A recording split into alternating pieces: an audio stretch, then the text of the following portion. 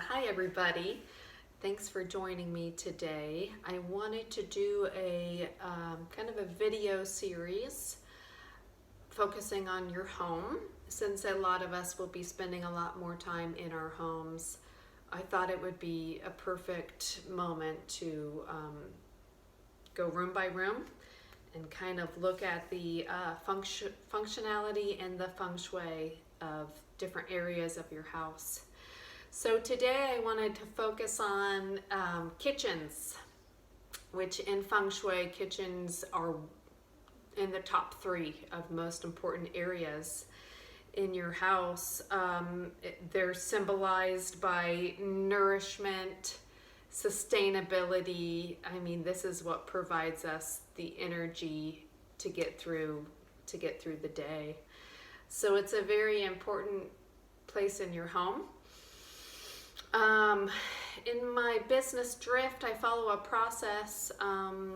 The process is release, reorganize, and re-energize. So I'm going to kind of walk you through that, focusing on your kitchen. First thing you really should do is set the mood. Get your music on, whatever music is going to get you energized, get that on. If you drink coffee, get your tea, whatever is going to get you in the mood for a big process, do that. As far as releasing goes, the first thing you want to do is be ruthless. Go through your cupboards, go through your pantry, go through your drawers. Get rid of anything that you're not actually using. Kitchen utensils and things like that are oftentimes gifts people give us, and it's wonderful. But if you're not using it, it's taking up valuable space. So release, get rid of that. Go through your pantry, go through your freezer, get rid of expired food, stuff you're not going to eat. And then also on the release is going to be deep cleaning your kitchen.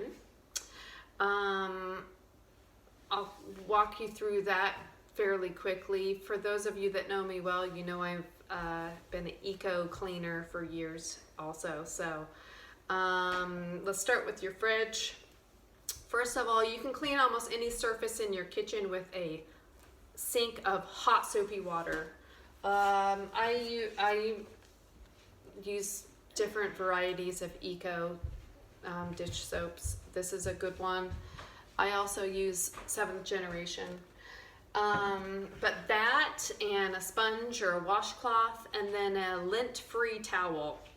A lot of my clients ask me how I get surfaces so shiny.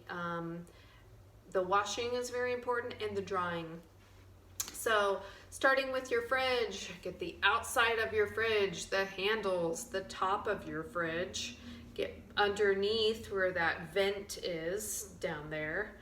And your freezer, get your freezer. If you want to really go for it, you can thaw your freezer and wash it. And then moving to countertops, get all countertops really good. All the little ledge on the backsplash.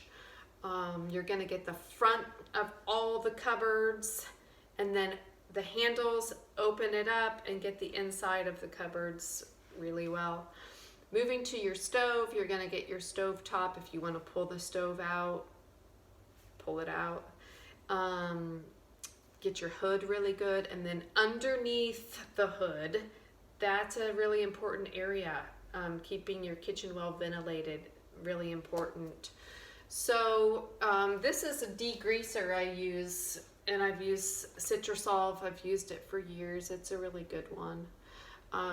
And it's going to work well underneath there, because if you haven't cleaned underneath there, you're going to notice that it's greasy. So also you're going to take out the filter in the hood. That's going to be nasty and greasy. Here's how you deal with it.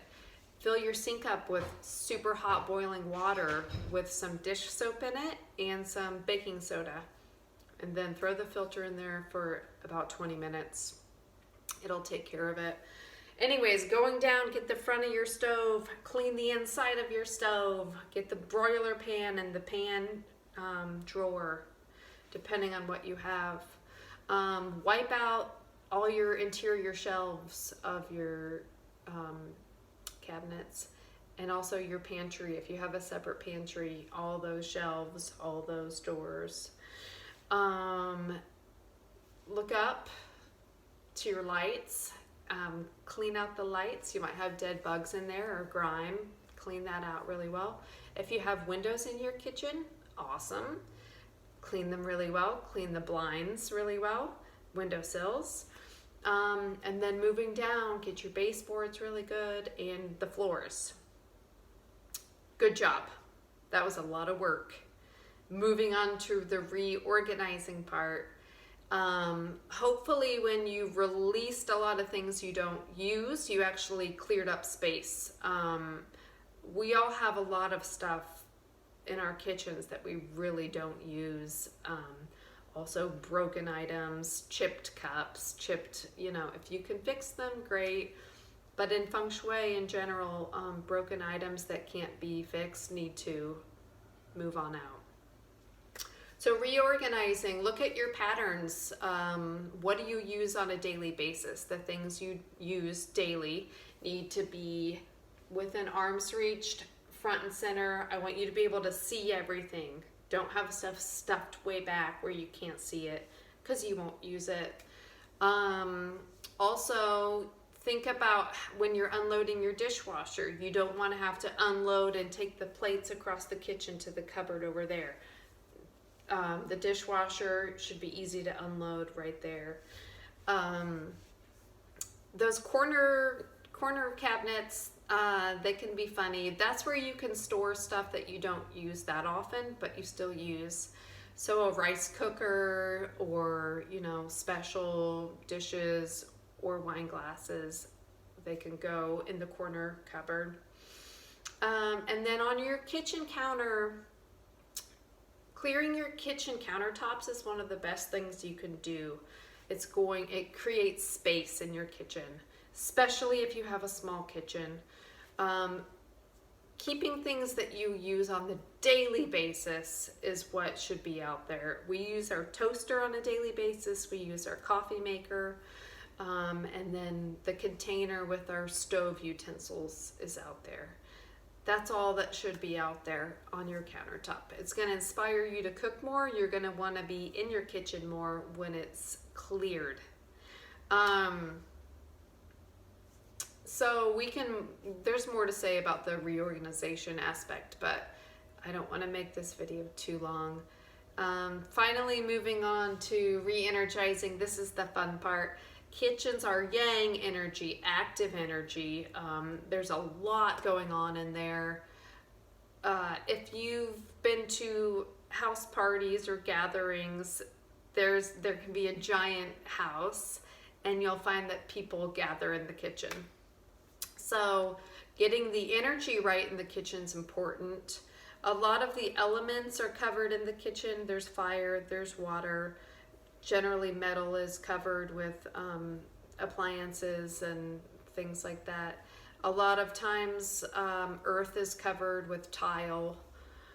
The one thing that you want to make sure you have in the kitchen to balance it is the wood element. So a big wooden fruit bowl or a wooden cutting board, good ideas. Also plants, as long as they're healthy and vibrant and they don't overpower the kitchen. Plants are great in the kitchen. You want to make sure your lighting is really nice. When you're cooking, you want to be able to see really well. That's important. As far as colors go in the kitchen, there is a lot of yang energy. There's a lot of fire energy. So cooling that off with light blues, any shades of white, any real light pastel colors are nice in the kitchen. That's not to say that you can't have vibrant and bold colors in the kitchen. Those of you that have been in my kitchen know that I accidentally painted it clownfish orange, which ended up working out because I have a lot of white in my kitchen. But anyways, you want to cool the kitchen down with nice cool colors. Anyways, also, if you want to get real woo-woo with me, tying a red string on your plumbing underneath your kitchen sink symbolizes slowing down the release of wealth. If you have any leaky faucets, get those fixed, because that also symbolizes your wealth and abundance down the drain. And also with your stovetop, a lot of people only use 1 or 2 burners. Use all 4 burners for good balance in the kitchen. I hope you enjoyed. I am doing some virtual consulting one-on-one. If you want to, we can walk around your house and look at each room, look at the feng shui, look at the organization. You can find me at drift-home.com. And then I do hope to kind of make this a series. So subscribe to my channel here. Anyways, thank you for hanging out with me, and get your kitchens, get them right. And let me know. I appreciate any feedback and questions.